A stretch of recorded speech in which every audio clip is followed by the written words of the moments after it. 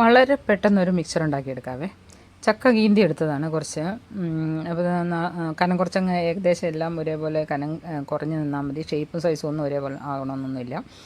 അപ്പോൾ ഇതിനെ നല്ലപോലെ എണ്ണയ്ക്കകത്തിട്ട് നന്നായിട്ട് വറുത്ത് കോരിയെടുത്ത് കഴിഞ്ഞാൽ വലിയ കുഴപ്പമൊന്നും കൂടാതെ പലതും പല സൈസിലൊന്നും ആവില്ല. ഇതുകൊണ്ട് ഇതുപോലെ നന്നായിട്ട് തന്നെ വറുത്ത് കിട്ടും. വറുത്ത് മാറ്റി വെച്ചു. അതിൻ്റെ അകത്തേക്ക് കപ്പലണ്ടി വറുത്തത് ഉണ്ടായിരുന്നു കേട്ടോ, നിലക്കടല, അതായത് നിലക്കടല വറുത്തതും കൂടെ ചേർത്തിട്ടുണ്ട്. അതിൻ്റെ കൂടെ കുറച്ച് വെളുത്തുള്ളിയും കറിവേപ്പിലയും കൂടെ വറുത്ത് ഇട്ടു. പിന്നെ കുറച്ച് മുളക് പൊടിയും ഉപ്പും കൂടി